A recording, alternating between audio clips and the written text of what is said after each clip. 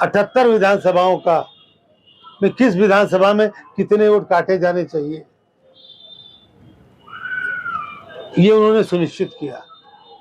इसमें मेरे अपने जनपद गोंडा की कर्नलगंज, कटरा, गोंडा, तरफगंज, गौरा, मनकापुर नहीं, गौरा, महनौन 6 विधानसभाएं हैं।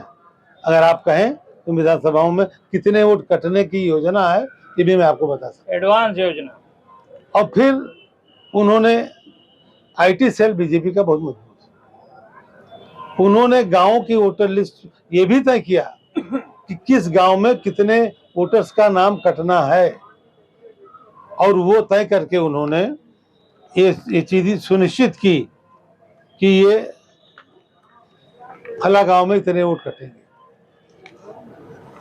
ये उसकी सूची है, गांववार, प्रत्येक गांववार सूची है। पेन ड्राइव बनाई गई, पेन ड्राइव में सब जगह का मामला, एक एक विधानसभा की एक पेन ड्राइव बना दी गई, और पेन ड्राइव बनाने के बाद में उसको जिलों में भेज दिया गया, और जिलों से वो मंडल में आ गई।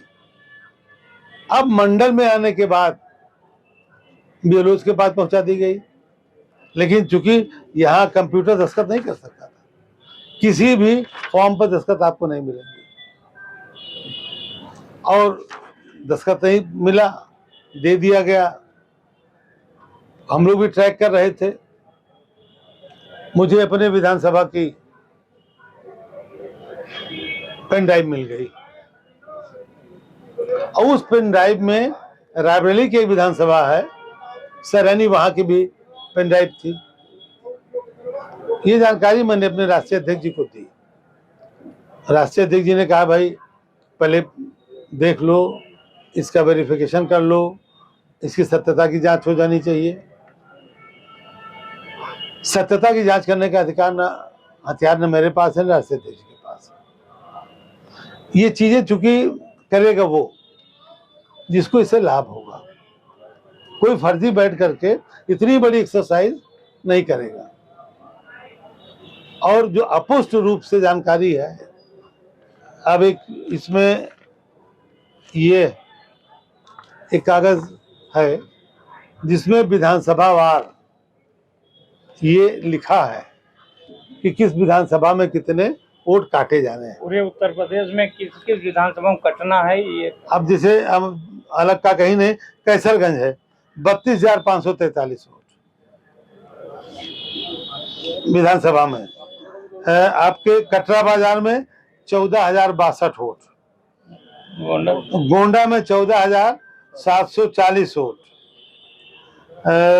गौरा में 11,886 वोट,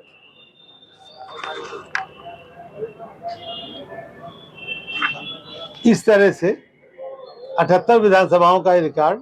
और इसी में ऊपर दिया हुआ है कि टोटल बूथ, ये बूथ का है 1,99,710 वोटों को काटने की ये एक लिस्ट है। तो इसमें जो खामियां हैं, कमियां हैं या षड्यंत्र जो भी है, आपने पर्दाफाश भी किया, बताया भी, तो अब जानने के बाद करेंगे क्या, कर क्या रहे हैं? वही तो कर, अरे भाई आप हमारे चौथे स्तंभ हो, आप हमारे लोकतंत्र में क्या होता है, पहले जानकारी होती है, सबसे पहले मीडिया से के सामने रखा जाता है। जानकारी हुई, मैं राष्ट्रीय अध्यक्ष ने मीडिया के सामने रखा, आज मैंने आपके सामने रखा। अगला कदम हमारा है अधिकारियों से इस प्रकरण को उनके सामने रखना। उसके बाद में अगला कदम हमारा ये है, अभी हमने डीएम के सामने रखा है, अभी ये मुख्य निर्वाचन अधिकारी उत्तर प्रदेश के सामने जाएगा, इलेक्शन कमीशन ऑफ इंडिया के सामने जाएगा, संसद में जाएगा।